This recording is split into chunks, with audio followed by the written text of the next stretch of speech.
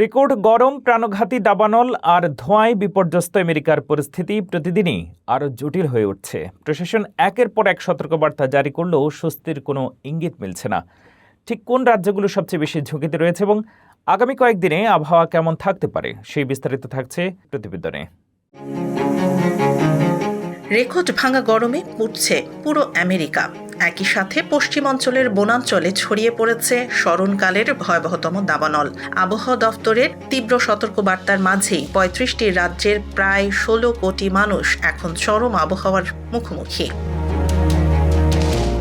চলতি সপ্তাহে যুক্তরাষ্ট্রের একটি বিশাল অংশ জুড়ে তাপমাত্রা ১০০ ডিগ্রি ফারেনহাইট ছাড়িয়ে গেছে। তবে বাতাসে অতিরিক্ত আর্দ্রতার কারণে মানুষের শরীরে এটি ১০৫ থেকে ১১৫ ডিগ্রি পর্যন্ত অনুভূত হচ্ছে।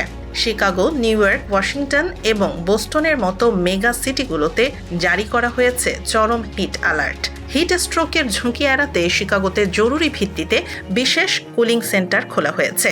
আবহাওয়াবিদরা বলছেন, ৪ জুলাই আমেরিকার স্বাধীনতা দিবসের ছুটির মধ্যে এই তাপ প্রবাহ আরও ভয়ঙ্কর রূপ নিতে পারে। এদিকে তীব্র গরম আর শুষ্ক বাতাসের কারণে উটাহ, কলোরাডো, অ্যারিজোনা সহ বেশ কয়েকটি রাজ্যে ৫০টিরও বেশি বড় দাবানল ছড়িয়ে পড়েছে। ইতিমধ্যে পুড়ে ছাই হয়ে গেছে ৪,৬০,০০০ একরের বেশি বনভূমি।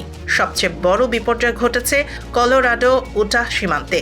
সেখানে জীবন বাজি রেখে আগুন নেভাতে গিয়ে ৩ বীর অগ্নি নির্বাপক কর্মী প্রাণ হারিয়েছেন এবং গুরুতর আহত হয়েছেন আরও ২ জন। নিহতদের প্রতি গভীর শোক প্রকাশ করেছে মার্কিন প্রশাসন।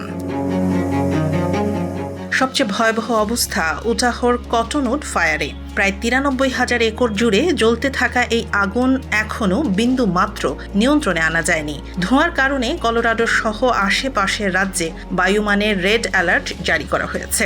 পরিস্থিতি নিয়ন্ত্রণে অনেক এলাকায় জরুরি অবস্থা ঘোষণা করেছে স্থানীয় প্রশাসন।